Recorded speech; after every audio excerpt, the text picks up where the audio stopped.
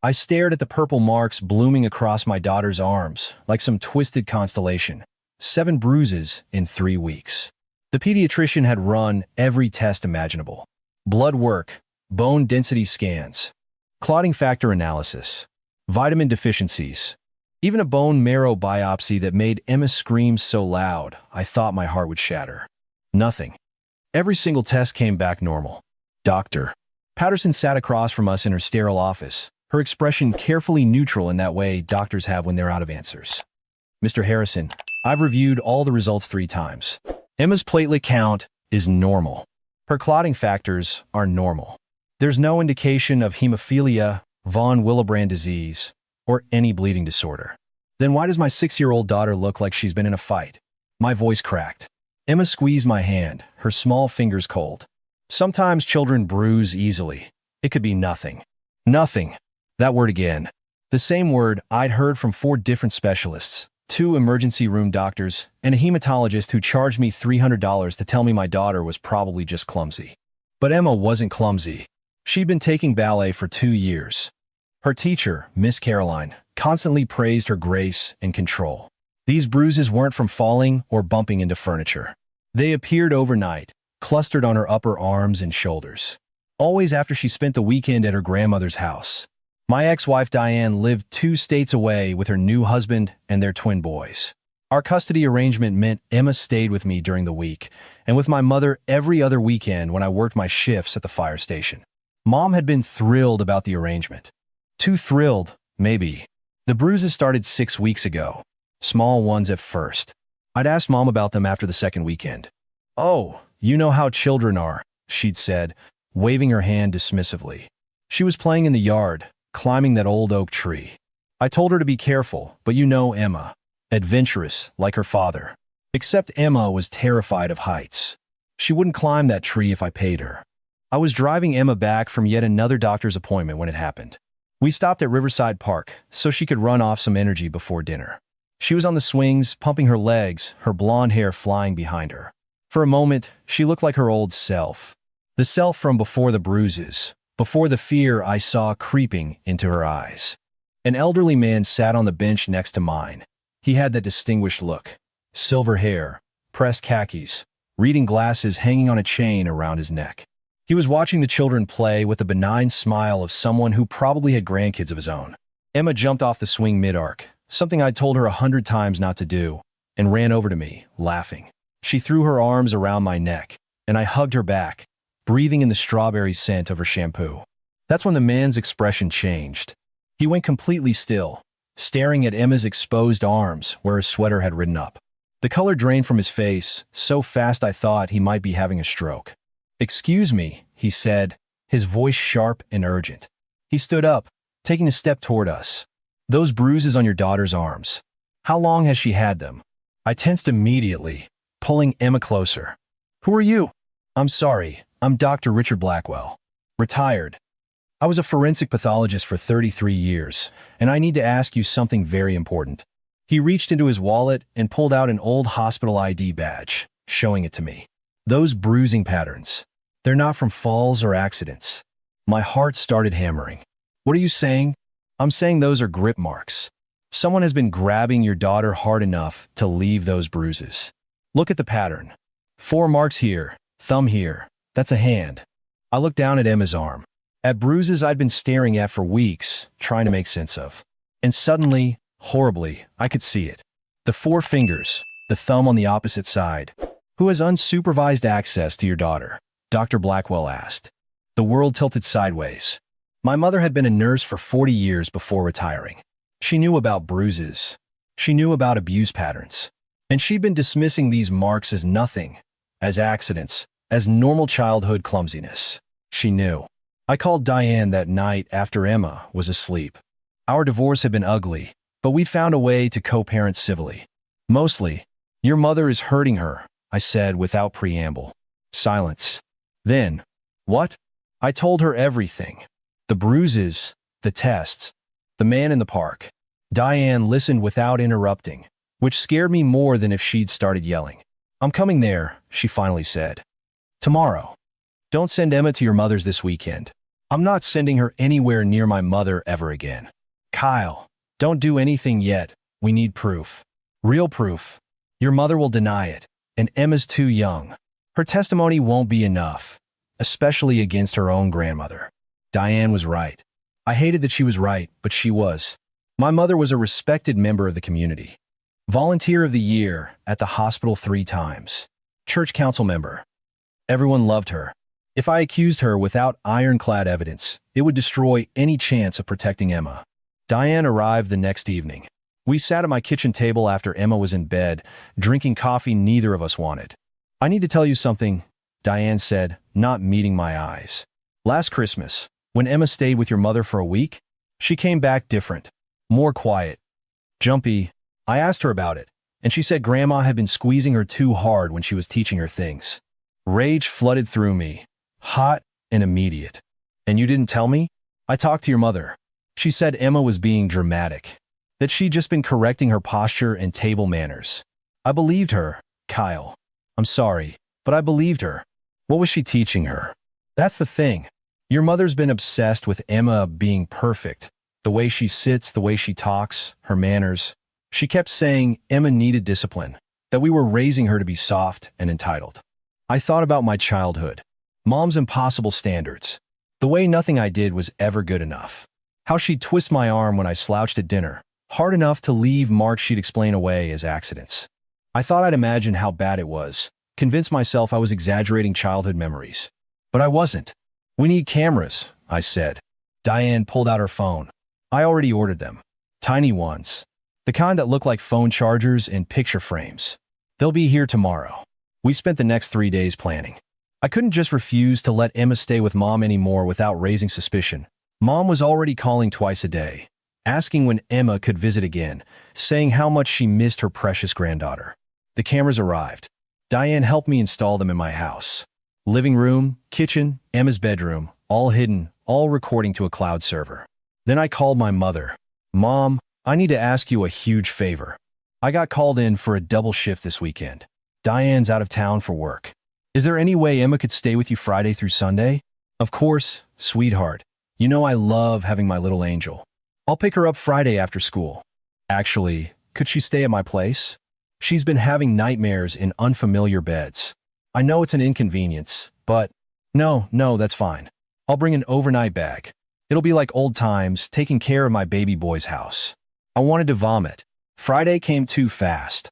I kissed Emma goodbye, whispering, remember, if Grandma does anything that hurts or scares you, you tell her you need to call Daddy, okay? It doesn't matter what she says. You call me. Emma nodded, her eyes too serious for a 6-year-old. Mom arrived an hour later, all smiles and warm hugs. You look so tired, dear. Those fire station shifts are too long. You go rest. Emma and I will have a wonderful weekend. I left for the station, my stomach in knots. Diane was parked 3 houses down in a rental car, watching the live camera feeds on her tablet. We'd agreed she wouldn't intervene unless Emma was in immediate danger. The first night, nothing happened. Mom made dinner, they watched a movie, Emma went to bed. Saturday morning, I was watching the feed during my break. Mom and Emma were in the kitchen. Mom was showing her how to set the table. No, Emma. The fork goes on the left. How many times do I have to tell you? Mom's voice was sharp. Sorry, Grandma. Sorry isn't good enough. You need to learn properly. Come here. Emma walked over. Mom grabbed her arm, her fingers digging into the exact spots where bruises had been healing. When I teach you something, you remember it. Do you understand? Yes, Grandma. Emma's voice was small, frightened. Say it properly. Yes, Grandmother. Yes, Grandmother. Good. Now set the table again. Correctly this time. I was shaking so hard, I nearly dropped my phone. But I kept watching. We needed more. We needed it to be undeniable. Saturday afternoon, Emma was practicing writing her name. She'd accidentally written the E backward. Mom's hand shot out, gripping Emma's shoulder. Sloppy. You're being sloppy and lazy. Do it again. I'm trying. Trying isn't good enough. Mom squeezed harder. Emma whimpered. You will be perfect, Emma. Do you know why? Because perfect little girls get loved. Imperfect little girls get punished. You're hurting me, Grandma. I'm teaching you. There's a difference. Now, write your name again. This went on for hours. Every small mistake met with those iron fingers, those cruel words. Emma tried so hard to be perfect, her little face scrunched in concentration, tears streaming down her cheeks that she wasn't allowed to wipe away because perfect little girls don't cry. By Saturday night, I'd seen enough. Diane had seen enough. But Diane was the one who noticed the worst part. "Kyle, watch this," she said over the phone. From about 10 minutes ago, I pulled up the timestamp. Emma was getting ready for bed. Mom was brushing her hair, and at first, it looked almost normal, almost tender. Then Mom leaned down and whispered directly into Emma's ear. "You know why Daddy and your mother got divorced, don't you? Because she didn't love you enough. Because you weren't good enough. But I can make you good enough. I can make you perfect, so nobody else leaves you." Emma started crying. Mom grabbed her face, forcing her to look in the mirror. "Stop crying. Look at yourself. Do you want to be weak like your mother? Do you want your father to be ashamed of you? No, grandmother. Then be better. Be perfect. And don't you dare tell your father about our special lessons. He wouldn't understand. He'd take you away from me, and then you'd never learn to be the perfect little girl you're supposed to be." I called 911 from the fire station. Gave them everything. The videos, the medical records, Dr. Blackwell's statement. They sent officers to my house immediately. I broke every traffic law getting home. The police were already there when I arrived. Mom was in handcuffs in the back of a patrol car, screaming that this was a misunderstanding, that she'd never hurt Emma, that I was turning on my own mother. Emma was wrapped in a blanket on the front porch, a female officer kneeling next to her, talking softly. When Emma saw me, she broke free and ran, and I caught her, holding her so tight I was afraid I'd hurt her myself. "I'm sorry, Daddy. I'm sorry I wasn't perfect. Baby, no, you are perfect. You've always been perfect. This isn't your fault. None of this is your fault." Diane pulled up right behind me. She jumped out of the car and wrapped her arms around both of us. The three of us standing there, crying in my front yard, while my mother shouted, and the neighbors stared, and the cameras kept recording everything. The detective assigned to the case was a woman named Sarah Chen. She'd seen a lot in her 15 years on the force, but she told me later that the videos from that weekend were among the worst emotional abuse she'd witnessed. "Your mother was methodically breaking down your daughter's sense of self," Detective Chen explained. "The physical abuse was bad enough, but the psychological manipulation was textbook narcissistic control. She was trying to make Emma completely dependent on her approval." "But why? Does your mother have a history of controlling behavior?" I laughed bitterly. "That's putting it mildly. Your divorce, your ex-wife moving away, your custody arrangement. Your mother saw Emma as a second chance. A do-over for all the ways she thought you failed her. She was going to mold Emma into her image of perfection." The trial was surprisingly swift. The video evidence was damning. Dr. Blackwell testified as an expert witness, explaining the bruising patterns. Emma's pediatrician testified about the mysterious bruises and all the fruitless tests. Diane and I both testified about the changes in Emma's behavior. My mother's lawyer tried to argue that this was just old-fashioned discipline, that my mother loved Emma and was trying to teach her manners and respect, that the prosecution was criminalizing grandparental affection. The jury deliberated for 2 hours. Guilty on 4 counts of child abuse. Guilty on 2 counts of assault of a minor. Guilty on 1 count of psychological abuse. The judge sentenced her to 6 years in prison, followed by mandatory psychological evaluation and supervised visitation only if Emma consented when she turned 18. Mom stared at me from across the courtroom, her face twisted with rage and betrayal. "You destroyed your own mother for that spoiled brat," she hissed as they led her away. "You'll regret this. She'll never be anything without my guidance. She'll fail, and it will be your fault." I felt nothing. No guilt, no sadness, no regret. Just relief. Emma started therapy twice a week. Dr. Morrison specialized in childhood trauma, and she was patient and kind and everything Emma needed. It took months before Emma stopped flinching when someone touched her arms. It took even longer before she stopped apologizing for every tiny mistake. But slowly, gradually, my daughter came back. She started laughing again. Really laughing, not the nervous, anxious sound she'd been making. She started dancing around the living room to her favorite songs. She made mistakes and didn't immediately burst into tears. The biggest breakthrough came 6 months after the trial. Emma was coloring at the kitchen table, and she accidentally knocked over her cup of water. It spilled across her drawing, ruining it. I braced myself for the panic attack, the apologies, the fear. Instead, Emma looked at the mess, looked at me, and started giggling. Oops, that was silly. Yeah, it was, I said, grabbing paper towels. No big deal, we'll clean it up. Can I make another drawing? Of course you can. She paused, marker in hand. Daddy, am I allowed to make mistakes? My throat closed up. Emma, everybody makes mistakes. That's how we learn. Even you? Especially me. She thought about this for a moment, then nodded seriously. Okay, that's good. Because I think Grandma was wrong about a lot of things. Yeah, baby, she was. Diane and I had a long conversation after that. We were sitting on my back porch, watching Emma play in the yard with the neighbor's dog. I should have seen it, Diane said. All those signs. I should have protected her better. We both should have. But we didn't know. My mother spent 40 years perfecting her mask. Do you think Emma will be okay? I watched our daughter running through the grass, her laughter floating on the summer breeze. She looked free, finally free. I think Emma is the strongest person I know. I said, she survived something that would break most adults. And she's still kind, still loving, still trusts us despite everything. Dr. Morrison says she's making incredible progress. Dr. Morrison says we need to watch for control issues as Emma gets older. That children of abusive perfectionists sometimes swing too far in the other direction, or they internalize the need for perfection. Diane nodded. We'll watch for it.